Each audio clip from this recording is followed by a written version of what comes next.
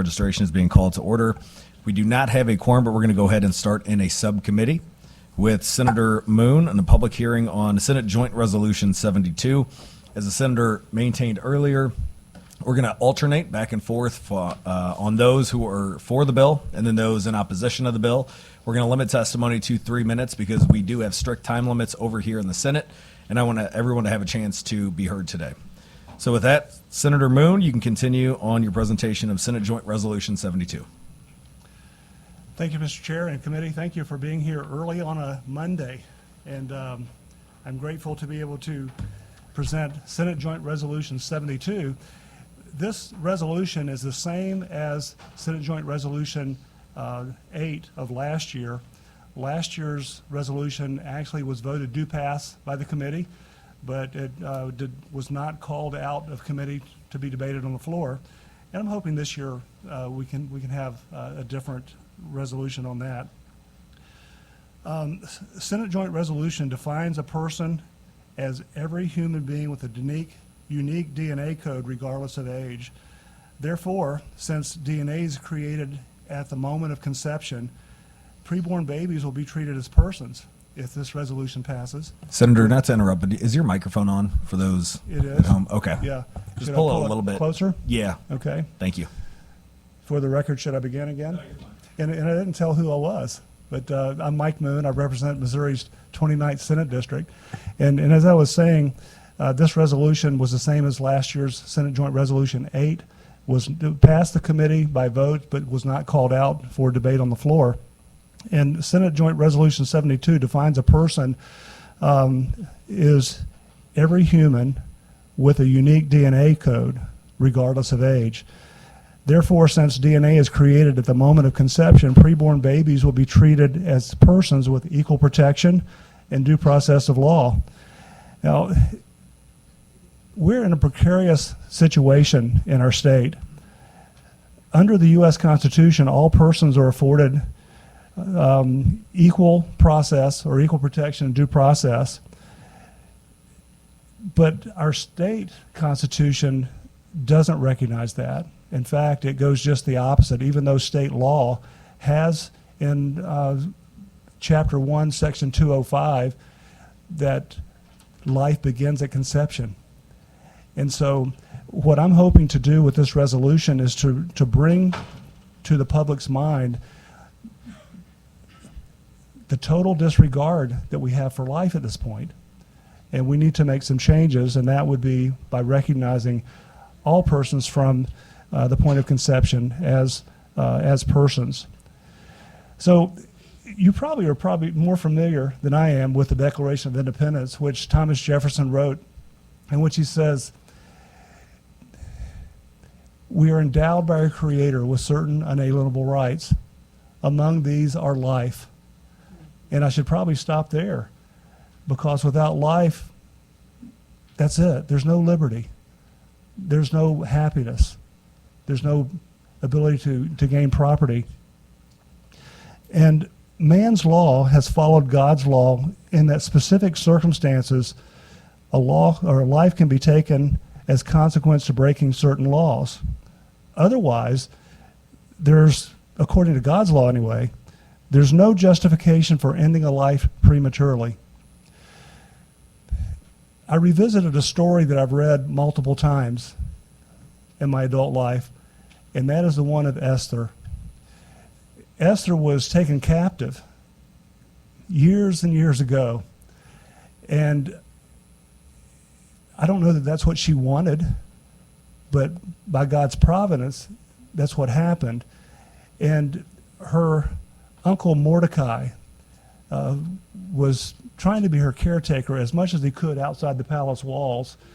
When he came upon some information that was going to annihilate his and her people, he went to Esther, who by that time had already been crowned queen by King Ahasuerus, and he urged Esther to go before the king and to plead her case and her people's case. But there was a custom back then where if the king did not summon you, if you were to go in the throne room, you could be put to death unless he held out his golden scepter. And I would imagine that King Ahasuerus was so taken by Esther that he did hold out his scepter. She was able to make the case, and over time, her people was saved from not King Haman, but Haman's plot to annihilate an entire race of people. Now, I find it interesting. I don't think it's coincidental that today's hearing is on the first day of Purim at sundown tonight. And Purim is celebrated by those who remember the story about Haman and his desire to wipe out an entire race, and this is celebrating their saving. And much of that was done not because of Esther particularly, but she was obedient to God, and it was through his providence and by his providence that they were saved. Senator, let me just interrupt real quick so we can establish the quorum. You bet. Madam Secretary, can you please call the roll? Chairman Brown, Senator Berger, Here. Senator Brown, Here. Senator Huff, Senator Lewis, Senator McCreary, Senator Shore, Here. Senator O'Laughlin. Oh, And Lewis. okay, sorry for the interruption. That's You can- okay. You can continue. Thank you, Mr. Chairman. And so, on that note, some are saying that we're doing our best to save the children, especially the preborn children. But I ask you this question: how can we make that claim if we haven't taken all the steps that we could possibly take to make that happen? You know, we hold the future of many preborn children in our hands. And I failed to make a point about the Declaration because Thomas Jefferson didn't end at that. When he talked about life, liberty, and happiness, he said that to secure these rights, governments are instituted among men, deriving their just powers by the consent of the people, or the consent of the governed, and that is us. And we have a unique privilege of being in the government, and so we have a unique responsibility, too, to make the right choices for those who are preborn. And so will this committee determine that we've already done as much as we can do? Or will you endeavor to do even more? And on that note, yesterday morning I put out my capital report, and in that I added a link to a witness form whereby people could, if they wanted to, follow the link, complete the form, and submit it. And I know many committees don't actually take the forms and put them into the record, but I have before me today and before you 514 witness forms in support. I think that's the most I've ever seen completed online. And of course, we couldn't get 514 people here in this committee room today. But look at this, that's a stack of papers. Now, to be fair, I have 3 that were noted, two noted in opposition. One, though, as I read it, wasn't really opposed. I think they just clicked the wrong tab, but we didn't change that. We wanted to be fair to all concerned there. And there's one that submitted for information purposes only. That's a lot of people, even just to take the time, a few minutes, to go out and complete a form. I think it shows that there are people outside these Capitol walls that really do care. And look, we've got a full room. I don't know how many are here in favor, how many against, or how many for information. But I think that's a good showing that the people of Missouri want this resolution to be heard and debated. And now we leave that in your hands. Are there any questions that I might be able to answer for you? Senator, thank you for your passion on this issue. I know you and I have been sitting next to each other since my time in the Missouri House, and you've been very consistent in your fight for this piece of legislation. On the submissions, I went and looked. Most of the committees have a line on there that says only individuals or organizations testifying in person will be entered into the committee report. Right. But we will distribute that. I'll talk to the secretary and the chairman when he gets back in town and distribute that to the committee members. Thank you. Any questions for Senator Moon on Senate Joint Resolution 72? Senator McCreary, please proceed. First of all, before I get going, there are 3 senators in this room that voted against protecting children from abuse. on Wednesday on the Senate floor. And I'm wondering what your thoughts are. You've talked a lot about the preborn. I'm wondering what your thoughts are on not protecting children from abuse that can lead to their death. You're probably referring to a vote I cast, I imagine. And, it's heartbreaking to me, Senator, that we cobble together legislation that doesn't follow our own Constitution that we all swore an oath to support. And I could be wrong on that particular bill that you're referring to, but if I'm correct, there were several different subjects or topics that were in that bill, and I hate doing that. Well, you are incorrect, because I was advised by the chair of the judiciary, who ruled on the point of order. I resubmitted the bill, and it was within the scope of the title, but you still voted against it. I think that's where we have differing of opinions. Okay. And again, I could be wrong. So you're splitting hairs is what it sounds like to me. Well, I could be wrong. I'm admitting that I am fallible. And if I've made a mistake, I will do everything in my power to make that right. If it comes back So over. that's been a standalone bill. I've had the bill for 4 years. It's passed out of the House nearly unanimously for several years, but yet over here, there's a handful of senators that do not want to protect children from abuse that leads to their deaths. Every year, about 27 children are killed at the hands of an abuser, and I'm simply trying to help those kids. Yes, and So- I admire you for doing that. I wish that we had a more pure method of doing that as well. And again, I admit that I make mistakes. If I were to go back there and look at that and find that I was mistaken, I'd be happy to bring that up, even in public, and say so. Okay, well, you'll have a chance to do that. So, another thing that's very troubling about your SJR is the impact it would have on in vitro fertilization. The way your language is written is it's very similar to what happened in the state of Alabama, that had a chilling effect on families being able to conceive and have children using Yes. other in vitro and other forms of fertility methods. I got an email last spring from a woman. She said she's a Christian woman, a wife and a mother. They tried for years to conceive on their own. Their fertility specialist said they had a chance of conceiving children was only 2%. They spoke to their pastor and decided to move forward with in vitro fertilization. They spent all of their money. She injected herself 4 times a day. Then finally it was egg retrieval day. Her clinic retrieved 21 eggs, 19 were mature, and 17 total were fertilized. 2 embryos were transferred that day, and the remaining 7 were frozen. None of their embryos were discarded.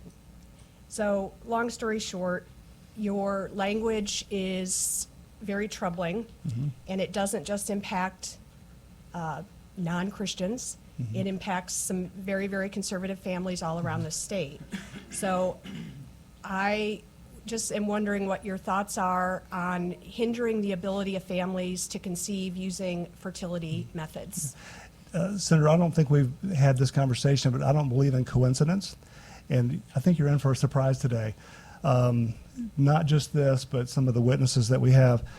I have a substitute that I would like to submit at some point in time as a committee substitute, where it will, the term person under this Constitution includes every human being with a unique DNA code regardless of age, including every human child at every stage of biological development from the moment of fertilization until birth. That change in the language, I think, will include those in vitro embryos too. Well, so are you testifying on the sub that you're looking at? Or are you testifying on the No, I'm the just telling you- SGR that was given to us? I'm just telling you that I am planning to make a change. So I think it will cover the concerns that you and the person who emailed you. So I think we're going to address that. All right, I'd like to see that language. Okay. So you are okay then with families using fertility treatments? Yes, you are? Okay. Senator, please proceed. Good afternoon. Good afternoon. Just along those lines, we don't have the amended language or the sub in front of us, but you said at the point of fertilization.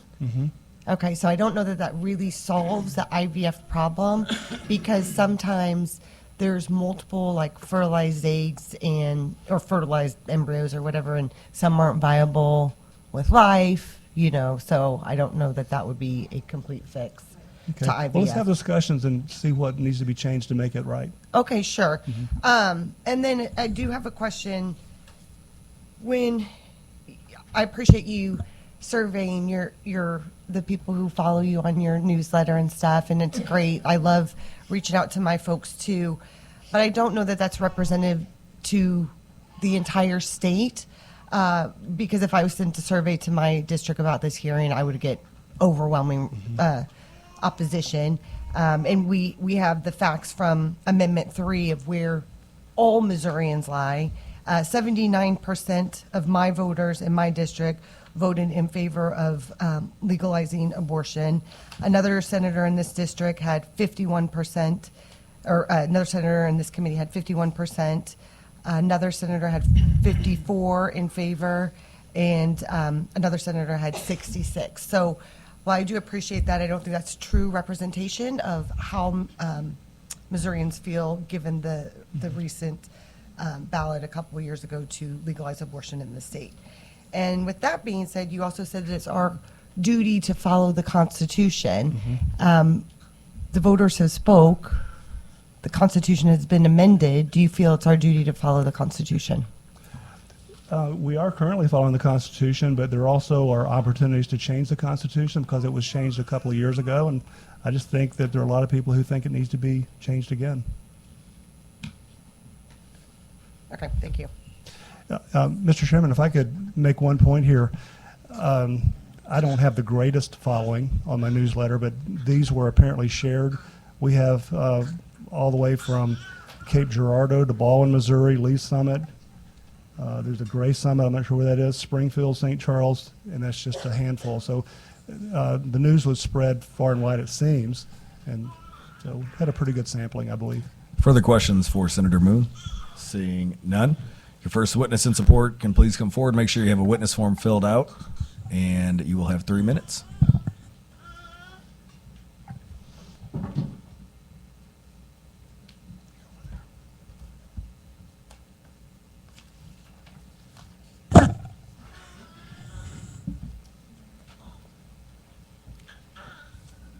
Thank you, Mr. Chairman. My name is Wes Scroggins. I serve as Executive Director of Abolish Abortion Missouri. I'm here today to testify in favor of SJR72. All right, my question is how long? How much longer are we going to continue to murder children in the womb? To deny them inalienable rights given by their Creator, and to treat these children as being subhuman. How much longer are we going to continue to do that? We've got opportunity here and now to change those things. For millennia, cultures, peoples have recognized the personhood of the preborn. King David, king of Israel, approximately 3,000 years ago, he wrote Psalm 139, 13 through 16, about how intricately God had created him in the womb and even planned his days before there was yet even one, before he was even born. The fact that God recognized him and was forming him in the womb. If God recognizes the humanity, the personhood of the preborn, does he expect any less from us? God demands equal justice, equal protection for all persons. That is a theme that runs throughout Scripture. Granting personhood to the preborn would satisfy that demand for justice by eliminating partiality given to born people and treating the preborn differently, as if they're not fully human. Article 1, Section 2 of our state constitution already requires that equal rights, equal opportunity be given to all persons. SJR 72 simply will include the preborn in that protection. That's what it will do. This committee has an opportunity. It's got an opportunity to begin the process of recognizing preborn children for who they are, recognizing their value, the sanctity of human life. It's got the opportunity to take first steps toward ending the murder of those children in the womb and sending a message to the people of Missouri that it's time. It's time to stop killing these children and to recognize the value and the sanctity of all human life. I urge the committee to take these steps and to do this. I urge the committee to please vote yes on SJR 72. Thank you. Sorry for that horrible timer. Thank you, Mr. Chairman. Well, thank you. Any questions for Mr. Scroggins? Please proceed. So how would you suggest punishing Missourians who provide or counsel on abortion care? Well, how do we currently punish people that advise or take part in the murder of a person? I would advise that we, in the sense of equal justice, right? Equal justice under the law, that the same laws be followed. That would be providing equal protection and equal justice to the preborn. If we treated people, right, who had the same, any role in their murder, if they were prosecuted the same, right, if there was the evidence there, right, the same process was carried out for those who take part in the murder of a born person, that's equal justice and equal protection under the law. And so I advise that the same protection be extended to the preborn. So not just the physicians and the healthcare team, what about the woman? Anyone who has a role in killing a preborn child, we should subject, right, to the same due process under law, the same process under law that we subject anyone to who has a role in the killing of any person. That's equal justice and equal protection. That's stunning. Thank you. You're welcome. Please proceed. So just to summarize what I think I'm hearing, you say anyone who is involved with abortion care, in your opinion, is the same as murder. When we take the life of a born person, Is it just yes or no? I just want to make sure. we call it murder. Okay. So yes. And then what are your thoughts and your organization? Have you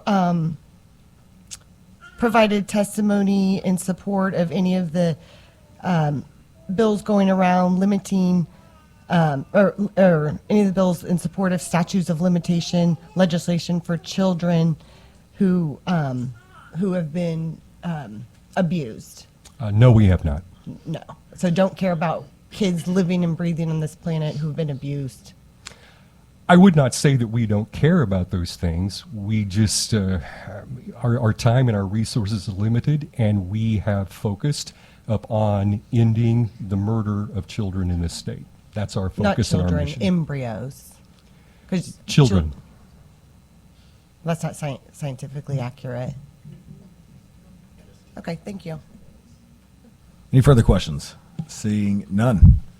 We're now going to move to the first witness in opposition of Senate Joint Resolution 72. Make sure you state your name for the record, have your witness form, and you'll have 3 minutes. Thank you for taking my testimony. My name is Kay Park, and I'm here on behalf of the League of Women Voters of Missouri in opposition to SJR 72 for the following reasons. First of all, the U.S. Constitution has consistently rejected the idea that embryos or fetuses are persons under the 14th Amendment. Can you pull the microphone a little bit closer and make sure that one's on? Can you hear me? Yes. Okay. And secondly, conception-based personhood would create unadministratable legal obligations, like we were talking about before, including criminal liability for miscarriage and natural embryonic loss. And in a pluralistic society, we avoid enforcing one moral or religious belief through the law. It contradicts science, medicine, and constitutional rights. Even a bacteria has a unique DNA. An unborn child being identified as a person is not consistent with all religious beliefs in the U.S. for U.S. citizens, including Islam and Judaism. This is against the religious freedom provisions in the First Amendment. People of Missouri, most of all, people of Missouri, just 2 years ago, voted for the right to contraception and abortion. The majority of people did, and probably even more would have if there weren't so many misconceptions and lies about the law. That takes away the right that the people of this state worked so hard for. So I request that this committee please respect what Missourians want and please oppose SJR 72. Questions for the witness? Seeing none. We're now going to move back to those in favor of Senate Joint Resolution 72. Again, please make sure you state your name for the record, have your witness form filled out, and proceed when ready.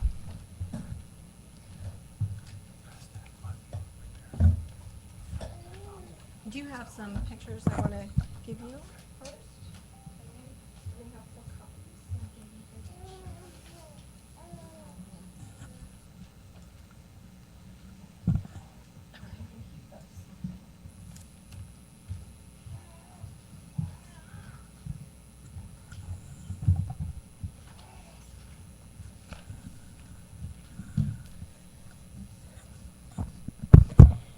Elie Wiesel, a Holocaust survivor who endured Auschwitz and Buchenwald, once said, "We must always take sides." Briefly, can you state your name for the record? I'm sorry, Marlene Strage. He said, "We must always take sides. Neutrality helps the oppressor, never the victim. Silence encourages the tormentor, never the tormented. Sometimes we must interfere." It is that final line, "Sometimes we must interfere," that brings my daughter Hannah and me here today. Good afternoon. My name is Marlene Strage. I live in Colorado. Though I spent 62 years of my life in California, my husband John and I have been married for 41 years. In the mid-1990s, we sought medical treatment for infertility. What began as simple interventions gradually became more intensive when I was diagnosed with premature ovarian failure. We were told that IVF using donor eggs would be our only option to have our children. Through tears, I asked the doctor a different question. Do you have any embryos that we could adopt? He was surprised. He told us he had never been asked that before, but he said yes, there were frozen embryos remaining from other families' IVF treatments. My husband and I began asking deeper questions. We sought counsel within our church. We researched, we prayed, and we came to a clear conclusion. We knew those embryos were human lives, and that recognition required action. So we moved forward. We completed a full home study in the state of California. The same process required for traditional adoption. And if any of you are familiar with that, it's an FBI background check, it's financial disclosures, medical evaluations, references, all kinds of things. We had a social worker come to the house before and after placement. At the same time, a family in another state had completed their family through IVF and had 20 remaining frozen embryos. They desired to place them for adoption. Because the law recognized categorized embryos as property, the legal agreement had to be structured under property law, even though it followed adoption best practices in every other respect. Let that settle for a moment. Children, boys and girls, legally treated as property. After the required waiting period, we became the parents of 20 boys and girls, each in their embryonic stage of development. They were transported to our clinic in Pasadena, California, where my body was then prepared medically to provide a womb, a first home for them. On the 20, 14 did not survive the thawing process. 3 showed significant damage. 3 were then transferred. Only 1 survived. That child is Hannah. I am both Hannah's birth mother and her adoptive mother. I did not create Hannah. She was already created at 1 cell. She simply needed time, oxygen, and nutrients to grow. While your time has expired, I'll give you a couple seconds to wrap up. Okay. These are not theoretical. These are real children. I just want to refer to the pictures. I want you to meet Samuel. That's him on the bottom. He is in the petri dish. That's his placenta above, and he is about to be transferred. And on the next page is him.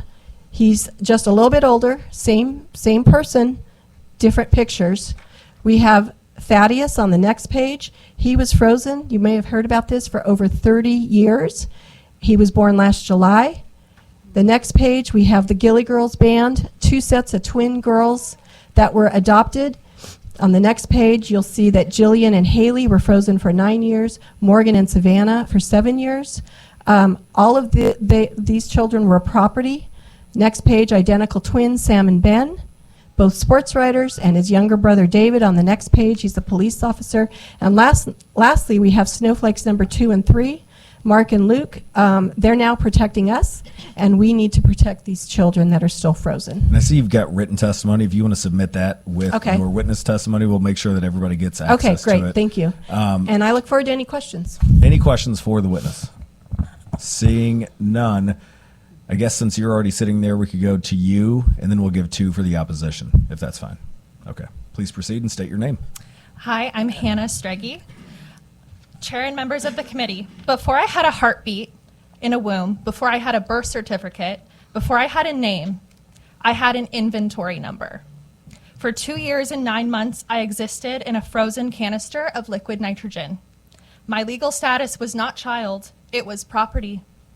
My name is Hannah Streggy, and I'm 27 years old, and I'm a licensed social worker, and to my knowledge, the first adopted frozen embryo in the world. When my parents adopted me and my 19 siblings, we had already existed for nearly 3 years. Not in a nursery, not in a home, not in storage, biologically human, yet treated under property law. There are federally protected animal species in this country whose embryos' eggs receive explicit legal safeguards. Bald eagle embryos are protected, certain turtle eggs are protected, yet human embryos, children like I once was, may be bought, sold, abandoned, or destroyed. In many jurisdictions, they are handled through property law frameworks. I stand before you as someone who once lived under that classification. I earned my master's in social work from Baylor University. I have practiced as a licensed social worker in Colorado for the past 2 years, and next week I sit for my LCSW exam. I speak to you not only as someone personally affected by this issue, but as a mental health professional who understands identity formation, attachment, and the long-term psychological impact of how society defines human worth. There are an estimated 1.5 million frozen embryos currently in storage nationally today. Many are here in Missouri. They do not have a voice, but I do. Please look at the photographs provided. The first image shows me and 2 of my siblings on the day we were thawed. The second shows us the following day as we advance in development in the laboratory. At that stage, called compaction, the cells reorganize and a fluid-filled cavity starts to form. We were not theoretical. We were not potential. We were living human organisms at an early stage of development. The final photograph is my graduation from Baylor University. Same human being, different stage of development. The only difference between those images is time. As someone created through IVF, I have seen the legal consequences of classifying embryos as property. In a recent divorce dispute, a couple disagreed over the disposition of the remaining frozen embryos. The matter was initially handled within a property division framework. One party was ultimately granted decision-making authority over those embryos. When human beings are categorized as property, custody disputes can become property disputes. That distinction carries profound ethical and legal consequences. I founded Wonderfully Made Adoption Services International to provide counseling and consulting for individuals conceived through IVF and for families navigating embryo adoption. My parents modeled something powerful: transparency, openness, and the decision to treat embryos as children from the very beginning. While your time has expired, I'll give you a couple seconds to Thank you. wrap up. We have an open adoption with my genetic family. We were treated as sons and daughters, not inventory, and I think that distinction matters, especially here today. Thank you for your time. And again, you can submit the rest of your testimony with your witness form. Are there any questions? Seeing none. Thank you again for your time today and testifying. We're going to move to the next two in opposition of Senate Joint Resolution 72.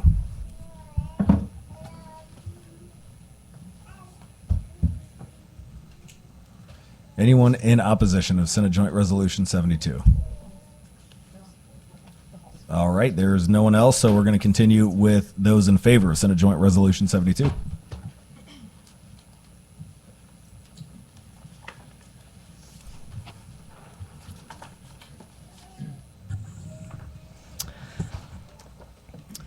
Members of the committee, thank you for being here today and hearing these testimonies. My name is Melissa Jacobs. My husband and I live in St. Charles County, and Senator Schwar is actually our senator. So thank you, Senator Schwar, for being here today. I am testifying today in support of SJR 72, and to explain why, I'd like to tell you a story.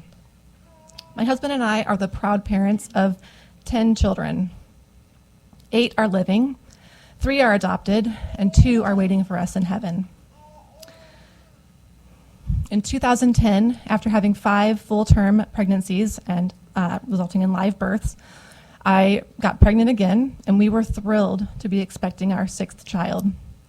We went to our 8-week ultrasound, where we were given the unfortunate news that our child did not have a heartbeat. And my doctor told me that I would be having a miscarriage soon after that. About 2 weeks after that, I began to have a miscarriage.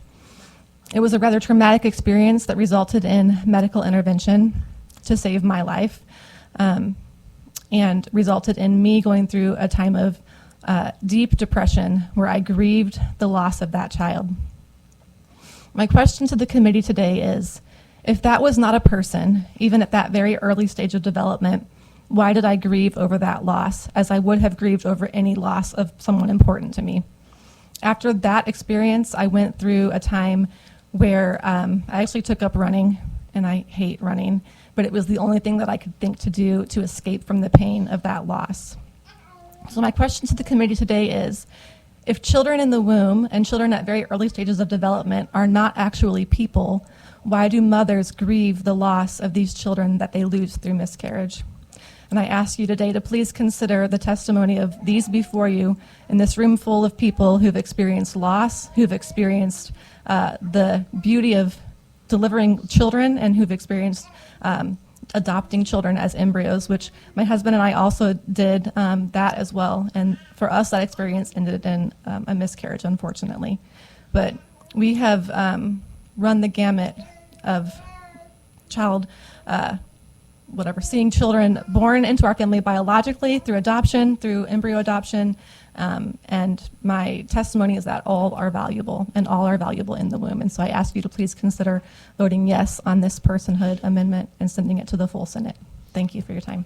Thank you for your time and testimony today. I want to express my condolences for what you've gone through and losing one. My wife and I, very kind of bittersweet, because if we wouldn't have lost our second one to a miscarriage, my third one wouldn't be here. So I too know how families grieve. The one question I had for you is going back to the last witness.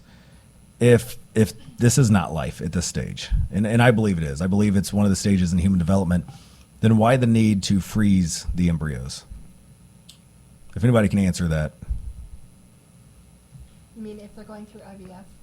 Well, if it's not life, then why is there the need to? Maybe that's a rhetorical question. So what happens is the woman may not get pregnant on the first transfer with the fresh embryos, and it's very costly. So they create more embryos than they need for future transfers. However, they can also freeze unfertilized eggs. and then pull those out, fertilize them as they go, which I'm not opposed to because it's not a human life yet. So, And we can continue that Yeah. the discussion offline. Any questions for the witness? Seeing none. Again, thank you for your time today. Moving back to those in support, since there's nobody else in opposition, Senate Joint Resolution 72.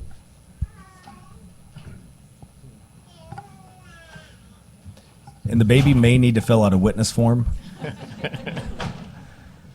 Please proceed when ready. Good afternoon. My name is Jeremy Jacobs. I am the National Director of Bound for Life. We have chapters in about half the states in our union. And I'm also live in St. Charles, and Senator Schroer is my senator. So thank you for your time today. At the founding of our country, a group of men gathered at Constitution Hall and began to craft our Constitution. There was a group of abolitionists there who fought for one of two things. They wanted either the slaves to be fully recognized as people or for them not to be recognized at all.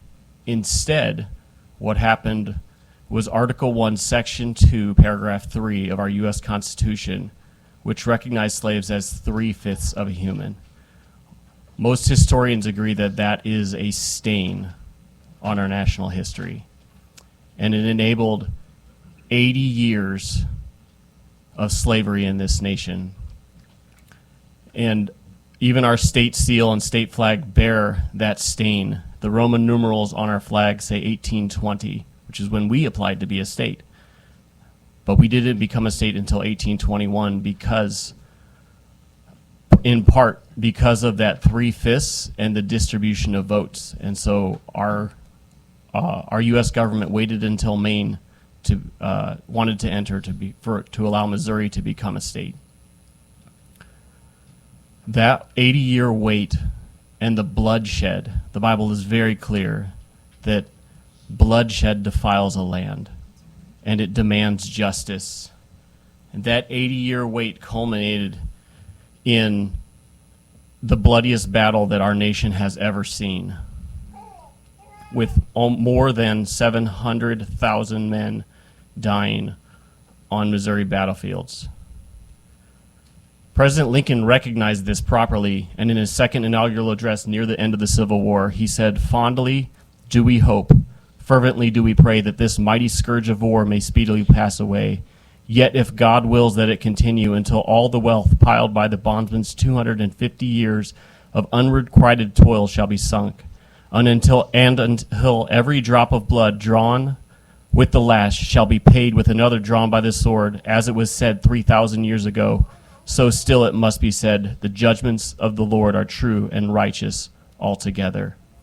Today we stand at more than 65 million babies being murdered in our country. I cannot imagine what the judgment of the Lord will look like on our nation if we do not address this. So I urge this committee to vote and address this swiftly. Pass SJR72. Let's recognize the value of life from its very earliest moments. Thank you for your testimony today and making the very long trip from Senate District 2. Any questions for Jeremy? Seeing none. Next witness in support of Senate Joint Resolution 72, please come forward.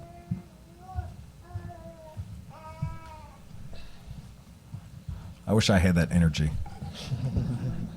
Just talk all day. Good morning, Senators. Thank you for hearing this. My name is Ike Skelton. I am the presiding commissioner of Camden County, but for the record, I am not here in that official capacity. I'm here in my individual and personal capacity. You know, I was fortunate enough a few years ago, probably around 2014-15, to lead a small group of folks that helped get this issue passed through the Missouri House. It was voted on party lines, but otherwise it made it out in full unanimous. It didn't make it through the Senate. I don't even know if very far at all, but the issue is out there. One of the things that I thought about this issue is it seems as though every time that we talk about life and abortion and things of that nature, we're always fighting. It seems like those of us that believe in life or that want to protect these babies. we're always having to fight for that one little thing or this little thing, when in reality we should start with all babies are persons and protected. And if we could start from that basis as we are as persons, because then there is a process of a due process to determine some of these things that we always argue about. Life of the mother, incest, and so forth seems to be some of the real sticking points. So it would seem to me that it would be a fantastic thing to say all babies are important, unborn, and protected. And then if we want to talk about in vitro and life of the mother and some of these other things, we can maybe then start making some due process through this deliberative body that we have in Missouri, the General Assembly. And then maybe if you get enough folks that'll say, well, here's an exception, there's an exception, you know, that is what that is. But we must, I believe, start at the very bare minimum that all babies in the womb should be protected as persons. And our laws are a little schizophrenic, because if a pregnant lady were to walk into a bank robbery and one of those robbers were to kill that lady, they're going to probably be charged with 2 homicides. So how is that baby protected? And thank God they are. Please don't misunderstand what I'm saying. But how is that baby protected, but all the rest of them aren't? So I would just ask this committee, vote this forward. Let the people figure out if this is a grand scheme to have and a position to stand from going forward, and let the folks of Missouri decide that. Thank you for your time. Thank you for your testimony. Any questions for the witness? Seeing none. I believe we have one in opposition that walked in.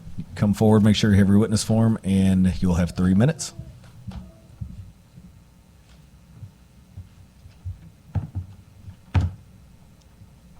Mr. Chair, members of the committee, Sarah Schlemer here on behalf of the American College of Obstetricians and Gynecologists. Our members are just a little concerned about the black and white nature that we're painting in this language. We have very specific, every pregnancy looks very different. We have very specific treatment plans for a lot of women, and some are having to face life or death decisions, and so we believe that there should be further consideration on something as wide sweeping as something like this. Thank you for your testimony. Are there any questions? Seeing none. Thank you. Next, in support of Senate Joint Resolution 72, please come forward.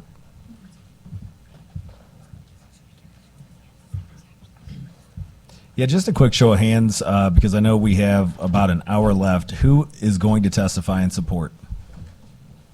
Okay, we may have to shrink that time limit as we go further. Please proceed.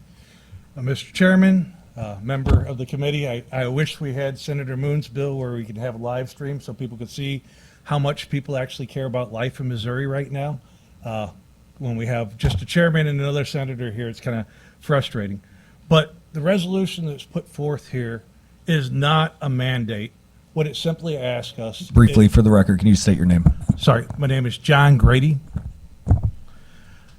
What we have here, this resolution, is not a mandate. It simply asks the people, and if we do not feel comfortable, if we have a fear of asking the people to decide something, even if it's something we say might have been decided before, then we have a fear that we might have been wrong in that decision. We've heard everybody talk about the fundamental right to life. That is in the Declaration of Independence. As a combat veteran, that's what I fought for. And in fact, as senators, all senators swear to uphold the Constitution. And that means those lives that you're in your care, in your district, you are responsible for. That does not mean a life that has to be born. That means what we know what MIT just proved in a nice, beautiful scientific study, because I followed the science. And I wish Senator McCreary and Senator Lewis were here to hear how we follow the science, because MIT has shown us repeatedly that once an egg is fertilized, there is a definitive change where life is now present. To negate that is to negate the oath of office, because you negate life. And what I'm asking here is that the people of the state are not being afraid of, because you want to send this out to the people of the state. We want the people to be able to have decide, and we want you to be able to trust the people to make the right decision, because we do believe in science. And if you notice in here, all of us speaking today have all already survived the thought of abortion, and we've been born. So those arguing for abortion they're kind of on the wrong side of the thing as we sit here. And that's kind of what Ronald Reagan told us. And I wish that we would follow the Constitution. I wish that people could see and not just hear that there's only 2 senators in here on this very important issue. And like the witness before me said, there is due process we can do in this legislative body to handle those issues on miscarriage, on life of the mother, on rape and incest. That's what the legislative body is for. And so I ask you to pass SJR 72 forward. Thank you for your testimony. I think briefly, I'm just going to comment. I hate the argument of, especially on a joint resolution that goes back to the people, that the people have spoken. We should just let that remain. Well, how many times has the Constitution been amended? The U.S. Constitution, Missouri Constitution, this goes to the people. So if we trust the people, let them have a vote on this. With that, any questions for the witness? Thank you. Next witness in support of Senate Joint Resolution 72. And Senator Moon, I think I told you at 2 o'clock you got to go next door to preside over another committee. So you can if you'd like. I'm going to turn the gavel over after this witness to the senator here. And please proceed. Good afternoon, chair members. My name is Casey Peterson. I'm the lead pastor at Main Street Church in St. Charles, Missouri, and I'm a St. Charles resident. Our church is just a block from the original Missouri State Capitol. Although the building is not nearly as beautiful as this one, I'm testifying today in support of SJR 72. And the building that we're sitting in says, Salus Populi Suprema Lex Esto. Let the welfare of the people be the supreme law. If it's true that government exists for the good and the safety of people, that must be for all people. And equal protection must be provided to all members of a family.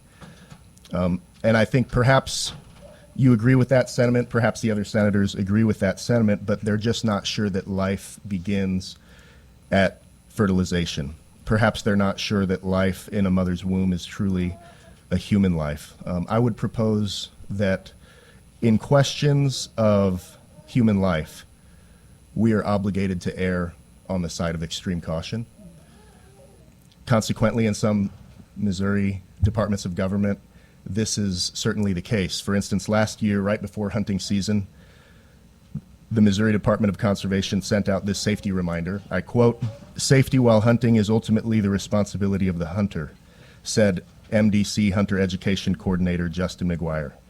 Hunters must clearly identify their targeted game animals before even putting their fingers on the triggers of their firearms or before drawing their bows when archery hunting. They must also be aware of what is behind their targets and should never shoot at movement or sound. In the great state of Missouri, if you're hunting in the woods and within range you hear rustling behind a bush, unless you can see without a shadow of a doubt that it's not a person, you don't even point the muzzle in that direction. You don't even put your finger on the trigger. You don't take 50-50 odds. You don't take 99-1 odds. If it's even a slight chance that it's a person, you don't shoot. Why would we take a different approach to life in the womb? We must not. If we don't support this resolution, the words engraved on this building will bear witness against us. Our common sense in hunting precautions will bear witness against us. And the word of God will bear witness against us, where God says, "Before I formed you in the womb, I knew you." So, honorable committee members, I urge you, and for those who are not here, I would urge them, if there is even a 1% chance that they think it is life in the womb, that it is life at fertilization, not in the womb even, as we've heard this morning, then true justice requires extreme caution. We don't gamble with human life in the woods. We must not gamble with it here. Let the welfare of all people be the supreme law. Thank you for your time. Thank you. Right on that 3-minute limit. Any questions? Seeing none, Senator Berger, the gavel is yours. Next person to testify in support of.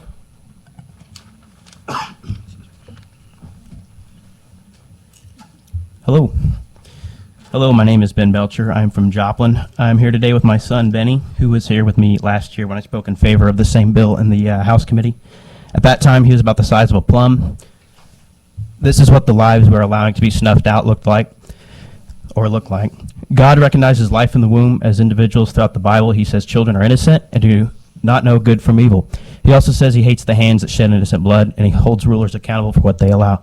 Any justification for taking a life, preborn life, when applied to anyone who has already been born, fails. Any objection to this amendment based on the difficulty of enforcing or impossibility of preventing all abortions fail when the same logic is applied to prohibiting the murder of those outside the womb.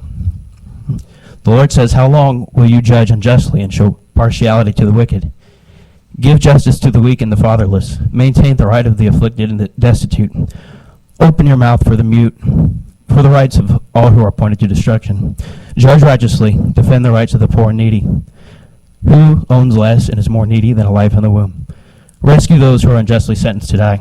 As it says out there in the rotunda, the earth is the Lord's and the fullness thereof, the world and they that dwell in it. And by his creation, his eternal power and divinity are clearly seen and understood, so that you will all be without excuse. Their blood cries out to him from the ground. How long, O Lord, will you not avenge us? Be wise now, therefore, be instructed, you rulers of the earth. Serve the Lord with fear. He is the governor among the nations. But those who reject his reign, will be slain before him. The same Jesus who was first greeted while he was still in the womb by another baby who is also still in the womb will hold you directly accountable for your vote on this bill. So today I call heaven and earth as witnesses against you that I have set before you both life and death, blessing and cursing. Therefore choose life, that both you and the children of Missouri may live. We didn't catch your name on the testimony, please. Ben Belcher. Ben Belcher. Yes. Thank you for your testimony. Next, anybody else to testify in opposition to? Seeing none, in support of? Please state your name and speak into the mic, please. Hi, my name is Sarah Hanks. I'm speaking in support. Thank you for allowing me to testify. I am the mother of 10 children. I have 7 biological, 2 adopted through domestic adoption, and I have 1 embryo adoption. This is Honora Joy, and she was an embryo that we adopted.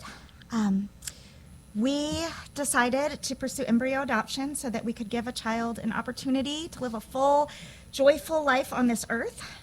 When you adopt an embryo, what you receive a picture, and it does look like a clump of cells, but it is anybody who has gone through this process, I believe, would testify that that child is not just a clump of cells. They are a unique individual with a unique genetic code. Honora Joy, our beautiful child through embryo adoption, she had 2 genetic parents who gifted her traits of ethnicity that is different from our own and from our biological children. She's Asian, as you can see. She's got totally different features from us, and she's full of joy and 100% valuable and a beautiful person. Her personality became evident in the womb. Every ultrasound technician would have trouble getting her heartbeat because she was moving around so much, and she's still like that today. She would kick, she would bounce, and she would move so much that we could tell her personality before she was actually born. And we didn't know what she would look like, but we loved her even then, so much that I underwent all the necessary medical things, as our other witnesses testified. All the shots, all the medication, none of it was fun, but it was for sure worth it, because people are worth the sacrifice and the inconvenience, because people have intrinsic value. We valued her so much that we paid $18,000 for this whole adoption process. And we did it because we believed that her life was precious and that she deserved to be valued. Thank you for your testimony. No questions for this witness. Next person to testify in support of, please.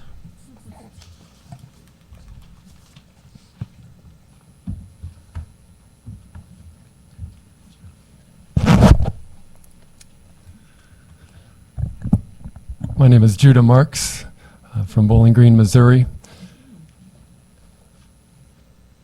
If the church would join with me, Amazing grace, how sweet the sound that saved a wretch like me. I once was lost, but now I'm found. Was blind, but now I see. I want to hear from Jeremiah, chapter 22. Verse 3 says, "Thus says the Lord, do justice and righteousness, and deliver from the hand of the oppressor him who has been robbed, and do no wrong or violence to the resident alien, the fatherless, and the widow, nor shed innocent blood in this place. For if you will indeed obey this word, then there shall enter the gates of this house kings who sit on the throne of David, riding in chariots and on horses, they and their servants and their people. But if you will not obey these words, I swear by myself, declares the Lord, that this house shall become a desolation." We see America, and we look around and we see the desolation that has happened in this country. St. Louis, Missouri used to be a beautiful city, thriving city. Look what it has become. Look at what it has become. I am convinced that the bloodshed that we have killed so many millions and millions, that we are suffering. Our children are suffering. I substitute teach. I drive a school bus. And the things that I see and that I hear, these children, okay, we are communicating to them. Every time a child is murdered in the state of Missouri, we're communicating to this next generation. I have 4 children. That life is not valuable. Life is not valuable. Life is not valuable. We must, in Jesus' name, in the name of Jesus, say, God, have mercy on us. That's the time where I'll give you a couple seconds to wrap Have up, mercy please. on us. I want to read from Senator Jesse Helms. He said that the highest level of moral culture is that at which the people of a nation recognize and protect the sanctity of innocent human life. Great nations die when they cease to live by the great principles which gave them vision and strength to rise above tyranny and human degradation. No nation can remain free or exercise moral leadership when it has embraced the doctrine of death. So I'm pleading with you, and I'm very disappointed that the rest of the community left. A lot of people drove very long distances to get here, and we just need a voice, praying for them, praying for their salvation. We know the root of the issue is the heart, so we're praying that in Jesus' name revival would sweep this entire state, and the name of Jesus would be proclaimed once again. Amen. Thank you for your time. Thank you for your testimony. Next witness to testify in support of, please.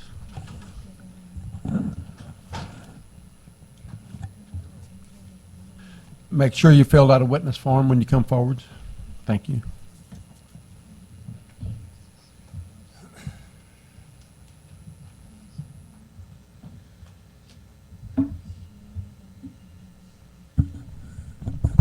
Hi, my name is Emma Mainhart from Union, Missouri, speaking in favor of SJRs. Is it working now? Yeah, there's a green light. Okay, perfect. So thank you for letting me speak today. I was born at 23 weeks, weighing 1 pound 5 ounces. I dropped down to 15 ounces, so that's 17 weeks early. I'm now 25 years old. I was given a 0% chance of surviving. The doctor said that it would not survive. But by the grace of God, I have the opportunity to stand before you today and speak in favor of SJR72. God has revealed to us that we have personhood at the moment of fertilization. I had personhood before my due date and despite of my delivery date. Every person from the moment of fertilization has personhood. And my testimony of my personhood and why you should vote in favor of SJR72. Thank you for your time.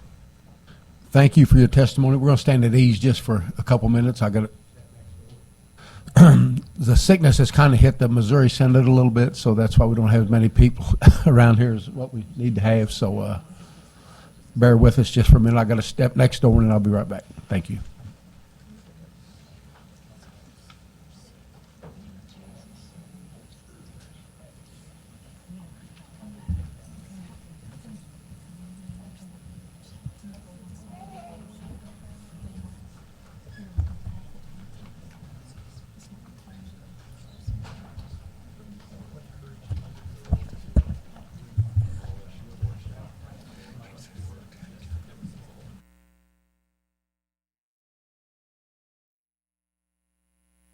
Out of the endless political tug of war and back to the foundational question: who is a person, and when does the right to protection under the law begin?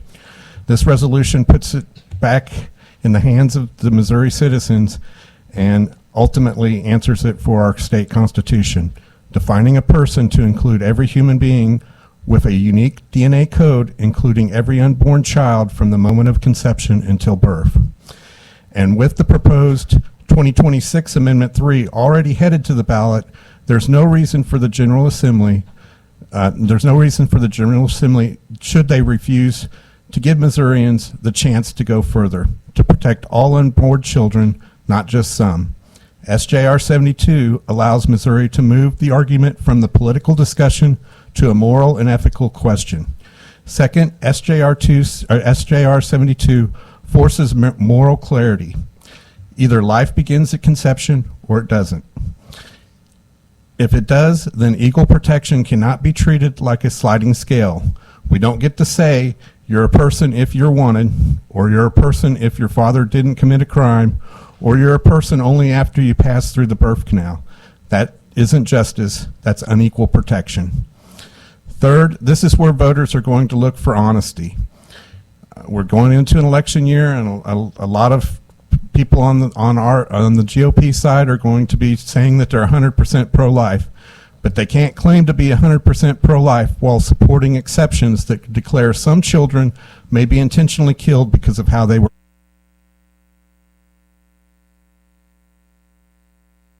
of somebody else. SJR 72 draws the line where justice draws it.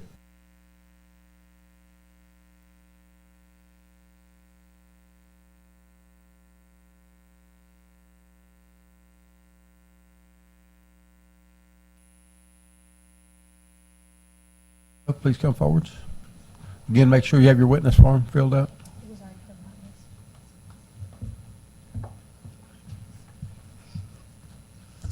Hello, my name is Camelin Belcher, and I'm from Joplin, Missouri.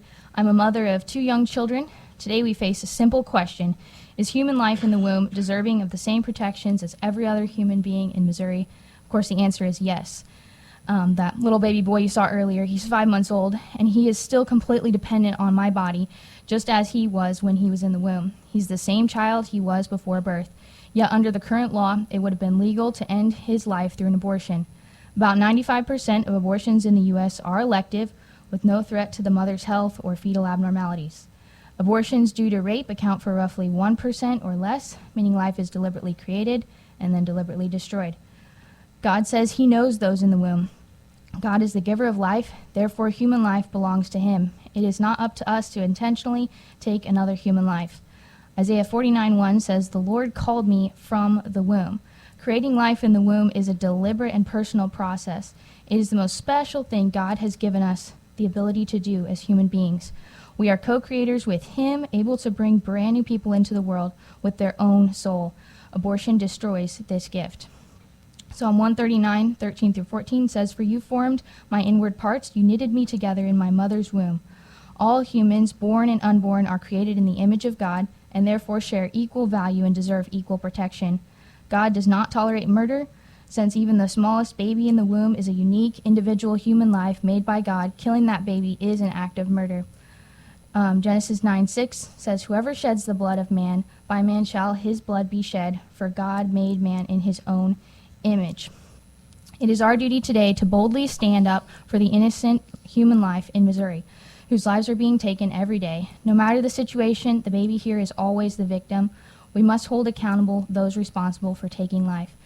This includes the mother, any accomplices, and any men who force or coerce a woman to get an abortion. Cannot hold someone accountable for coercion if the act of abortion itself carries no punishment. This bill is not anti-woman or anti-woman's health, as some may think. It is anti-murder. Every human life equals equal protection under the law. We must rise above what others, even the majority, may think, and boldly protect innocent life. If the majority want to legalize rape, you would obviously be against that. Abortion violates the tiny bodies of those in the womb. We cannot see them, and they cannot scream for help, yet God sees it, and He cares. So please vote do pass on SJR 72. Thank you for your testimony. Next person to testify in support of, please come forward. Thank you. My name is Matthew Sheffer. I'm a pastor at Church of the Word in Fenton, Missouri, and I think I speak overwhelmingly for our congregation that we believe in the personhood of preborn children. From a pastor's Where did you say you were from?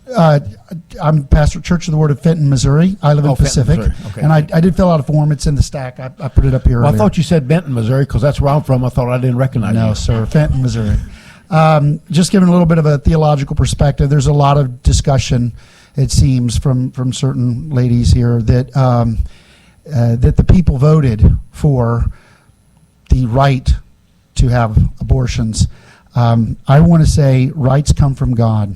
The first commandment, I am the Lord thy God that brought thee up out of the land of Egypt, out of the house of bondage. You shall have no other gods before me, is not about worship, it's about authority. Rights come from God. If rights come from man, if they come from we the people, they can be taken away by we the people. If we allow society to define marriage, it undermines the foundations of the social order. If we allow it to define when life begins, what murder is, that's how we get slavery, that's how we get oppression, that's how we get genocide. God defines life. He defines murder. If man can define it, then man can take away all of our rights. Rights do not come from we the people. The incarnation of Jesus Christ began when the Holy Spirit hovered over Mary, and Emmanuel, God was with us. If we allow this attitude of rights come from man, we will continue to have a further slide into tyranny and murder and bloodshed. What we have in America, the rights of life, liberty, and property coming from God, is an anomaly in history. For most of history, tyrants ruled over people and they did what was right in their own eyes. If we lose perspective of this, there's no, property is not safe, life is not safe, nothing is safe. Our country was founded on this idea that we're endowed by our Creator with inalienable rights. And what I hear is that Amendment 3 has redefined life in a way that it's okay to murder. If what was being done to preborn children was being done to puppies and kittens, there would be an outcry in the streets like we've never seen before.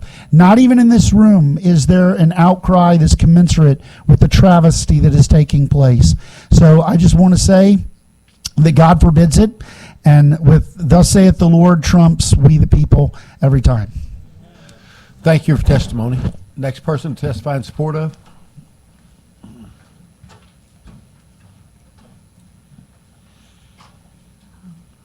So my name is Stephanie Manhart, and I'm from Union, Missouri. At the age of 18, I was faced with the reality of an unplanned pregnancy. My life was about to change in more ways than I knew. Pregnant with twin girls, I went into labor at just 23 weeks. I was told 23-week-old nano-preemies had a 0% chance of survival. They would come into my room with lists of all the problems that the girls would have. They would tell me they're not going to survive, they're not going to live, but if they do, they'll be blind, they'll be deaf, they won't be able to walk, they won't be able to talk because they're too early. They have a 0% chance of viability. My girls were considered non-viable outside of my womb.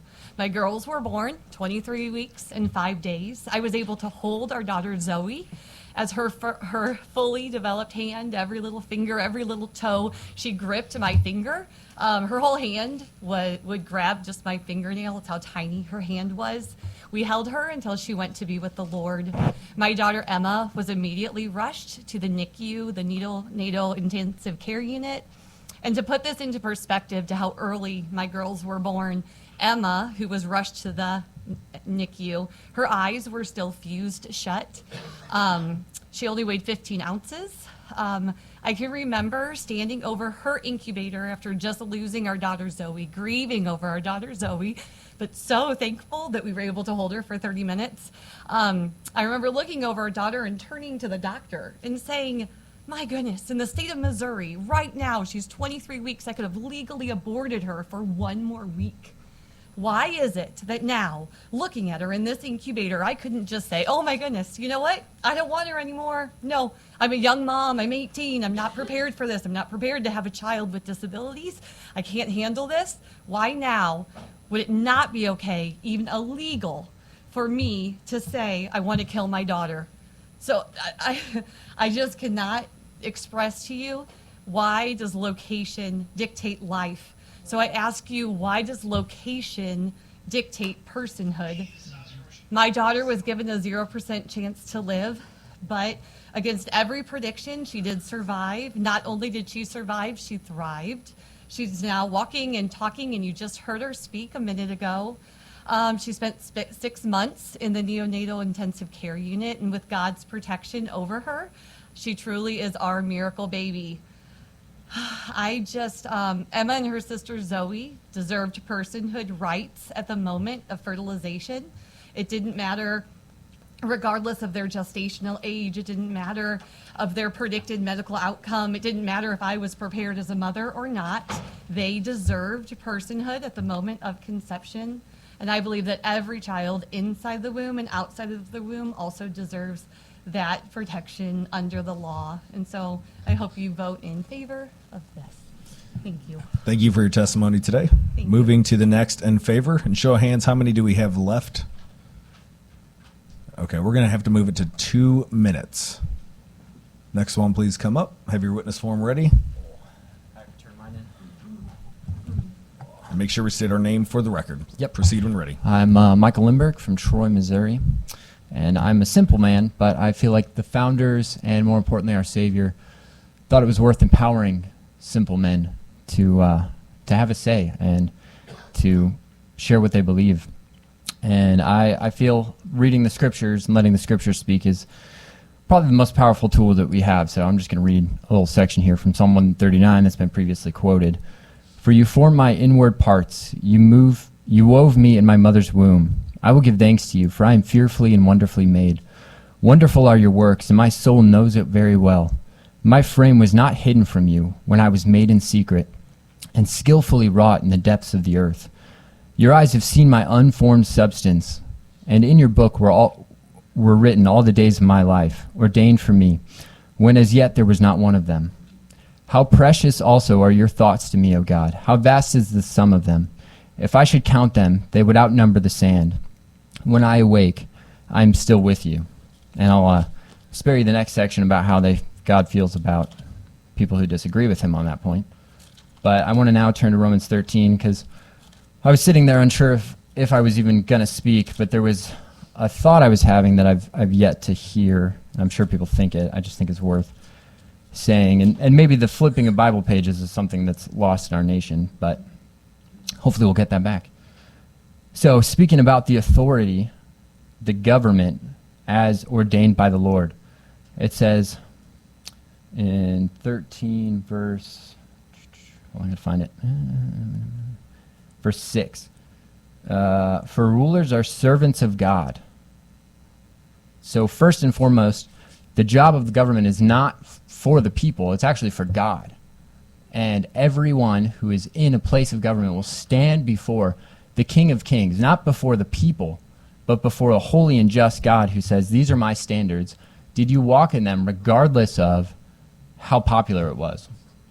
And so just to wrap up with the words of a great man, choose this day whom you will serve. But as for me and my house, we will serve the Lord. And we'll keep coming back to this. If it doesn't pass now, we'll come back next year. We'll come back the next year. We're going to make it happen. Thank you for your testimony. Next, in support of joint resolution. Hello, my name is Rebecca Green, and I'm from Neosho, Missouri. I'm a mama, and I have a family, and I have children, and I also wanted to state for the record that I'm a person today, and I was a person yesterday, and I was a person from the moment that I was conceived in the womb. And I also, after hearing all of these multiple testimonies, agreeing with them, and that we cannot take control of our future by just disregarding the ones that we haven't seen yet. That's not something that any of us can afford to have on our record. We can't afford to do that. But I also see a solution and a common ground to what Mike Moon was stating about taking care of the children. It seems like there is a common ground between one of the committee women that was up here earlier saying wanting to protect the children. This seems like a very clean bill. And what I've heard, being amongst other political figures, senators, and representatives in our state of Missouri, is that there needs to be another solution. On the ballot this year, Amendment 3 will be back on the ballot, and there will be some new language. And what I've heard from other representatives and senators is they're not happy with the two options that are given, and they wish that there was another choice. I'm supporting SB72 and for Mike Moon, and I'm saying that this is the solution. This would be another alternative for the people to have their voice and something that they're seeking for. Thank you very much. Thank you for your testimony. Moving to the next in support, please come forward, have your witness form.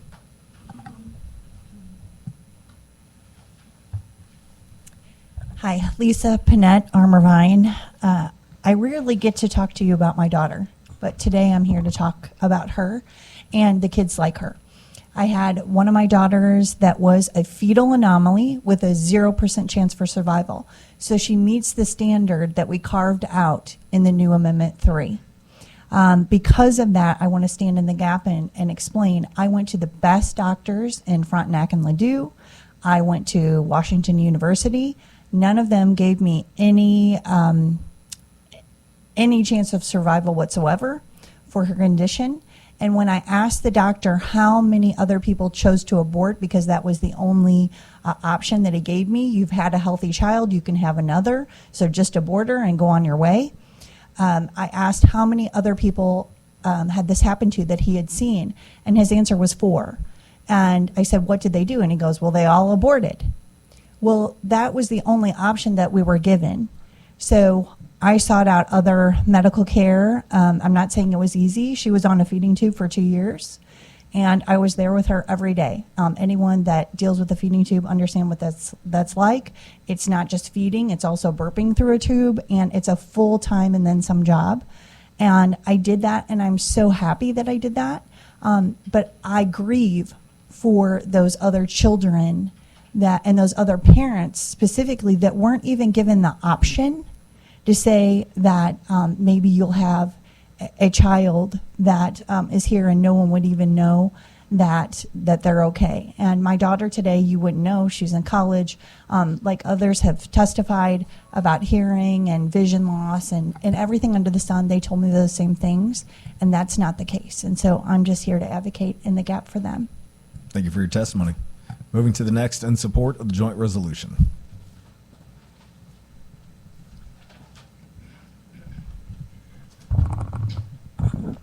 Excuse me. Hello, counselors. I am Anthony Dodson, and I'm speaking for SJR72. I had prepared a speech about how my mother felt the weight of losing her child through a miscarriage through an ectopic pregnancy. But something else has caught my attention today and shows the fallacy of mankind determining what is right. The council members that were in opposition to the bill displayed several key things that I think are telling of the personhood. I noticed that 2 council members that were most vocal about their opinion in opposition did not smile at a single person in favor of the bill. I noticed that 1 council member did not even look at the individual presenting their stories for their passion for the bill and the unborn that are being slaughtered. The 2 claimed to be in opposition of personhood, yet the individuals pouring their hearts out, the council members learned that there was no more support for their cause. They walked out. Now, maybe they have other cases that they have been summoned to hear, but the fact that they treated those in opposition with contempt and scorn should tell people all they need to know about this bill. To me, this displays that is something much deeper than freedom, as they claim. It seems that it is more about votes instead of what is right. Yet when people present them with their religious identity, they are treated as less than a human because they do not agree with them. Charlie Kirk, when asked about this very topic, stated, "When this situation happens in the extreme case of rape, we do good after evil, not evil after evil." Now, I want to tell those council members that I have spoke about earlier that I will continue to love them and pray for them that they come to the side of righteousness in the Lord. Thank you for your time. Thank you for your testimony today. Next in support.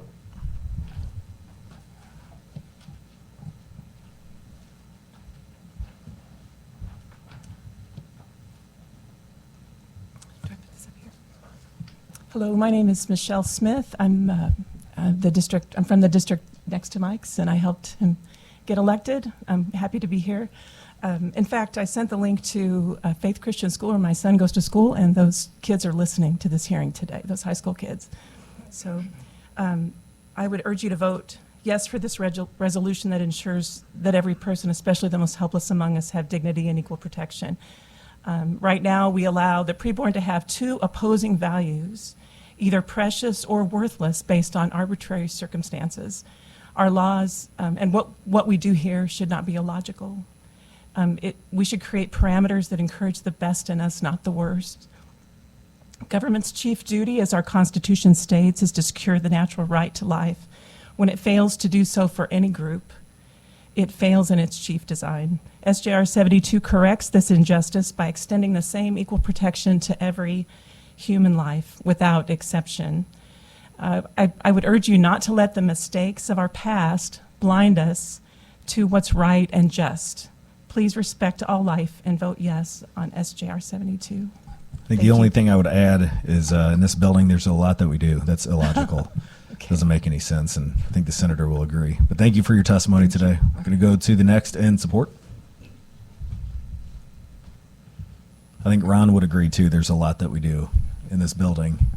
It leaves us scratching our head, but with that, you have 2 minutes. I would agree. For the record, my name is Ron Calzone. I'm one of the directors of Missouri First. And I am, of course, in support of SJR 72 and don't have anything to offer that hasn't already been said. It's been tremendous, except this. This is the principled thing to do. Thank you for your testimony. Anyone else to testify in support of the resolution? Seeing none, any closing remarks? Oh, okay. Briefly, come on up.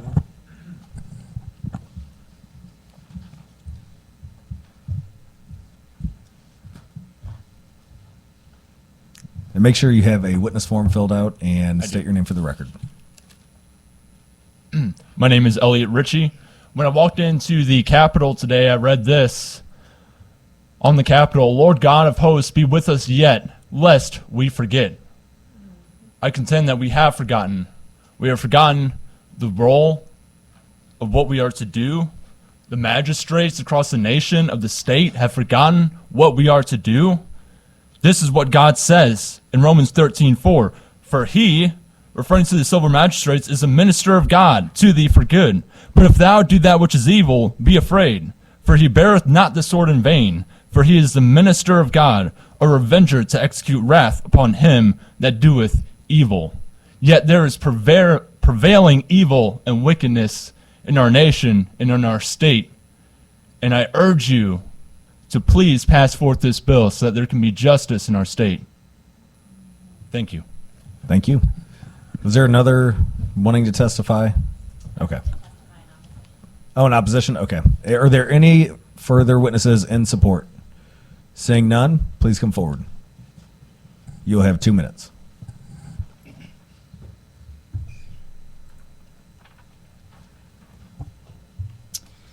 Good afternoon. My name is Maggie Olivia. I am testifying in opposition on behalf of Abortion Action Missouri.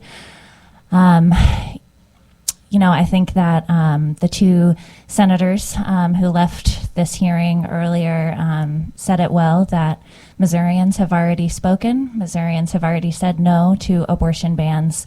And if the members of this committee were required to vote on abortion in accordance with the ways that their districts voted on abortion in 24, this committee would not have the votes to advance this legislation.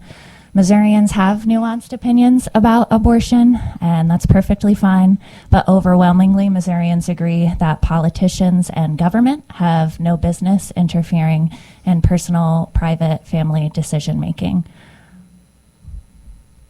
Happy to take questions. Thank you for your testimony. Any others in opposition? Please come forward. Oh, if I could say one more thing. I did hear some disparaging remarks about a couple of the senators who left this hearing early, and I did just want to point out that Senator Lewis is the only medical professional serving on this committee, and I'm pretty sure the only medical professional here today in this room, and she deserves the respect in her profession. Thank you for your testimony. Next in opposition, please come forward.